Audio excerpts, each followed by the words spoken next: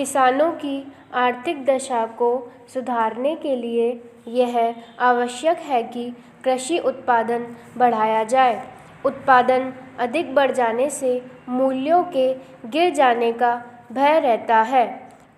1929 की विश्व मंदी का प्रभाव भारतीय किसानों पर भी बहुत बुरा पड़ा था। भारतीय किसान कर्जे से बोझ से बुरी तरह दब गया था।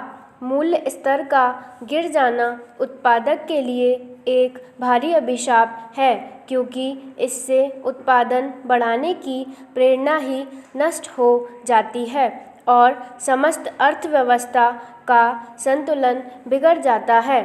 इसके विपरीत यदि कृषि पदार्थों का मूल्य बहुत अधिक ऊंचे स्तर पर पहुंच जाते हैं तो उपभोक्ताओं को कठिनाई अनुभव होने लगती है और देश में वेतन वृद्धि की मांग होने लगती है।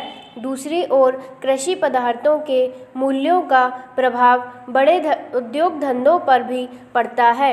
यदि कपास का भाव बढ़ जाए तो कपड़े के मूल्य पर भी इसका प्रभाव पड़ेगा। कहने का तात्पर्य यह है कि देश में सामान्य मूल्य स्तर पर कृषि के मूल्यों का गहरा प्रभाव होता है।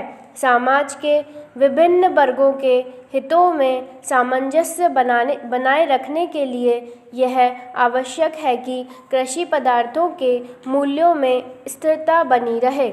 दूसरे शब्दों में, कृषि पदार्थों के मूल्यों में कमी होना उत्पादकों के लिए तथा वृद्धि होना उपभोक्ताओं के हित के विरुद्ध है और सरकार को इस प्रकार की मूल्य नीति अपनाने की आवश्यकता पड़ती है जिससे प्रत्येक के हितों की रक्षा हो सके और देश का उत्पादन अधिकतम सीमा तक पहुंच सके। साथ ही साथ देश के प्रति व्यक्ति आय तक सामान्य रहन सहन का स्तर ऊंचा हो। इस उद्देश्य की पूर्ति के लिए कृषि पदार्थों के मूल्य में स्थिरता रखना परम आवश्यक है। पैराग्राफ। भारत में कृषि एक व्यापारिक व्यवसाय न होकर जीवन यापन या एक साधन है।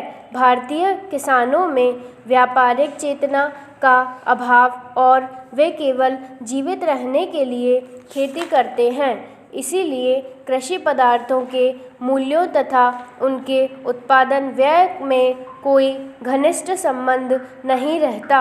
मूल्य निर्धारण की मांग और पूर्ति का सिद्धांत कृषि पदार्थों पर अच्छी तरह लागू नहीं होता। यह उत्तरदायित्व सरकार के ऊपर है कि वह मूल्य नीति का संचालन इस प्रकार करे कि कृषि तथा उद्योगों का समुचित विकास हो सके और कृषि मूल्यों में स्थिरता बनी रहे। मूल्यों की स्थिरता का अर्थ केवल इतना ही है, कृषि पदार्थों के मूल्यों में अत्यधिक चढ़ाव उतार न होने पावे।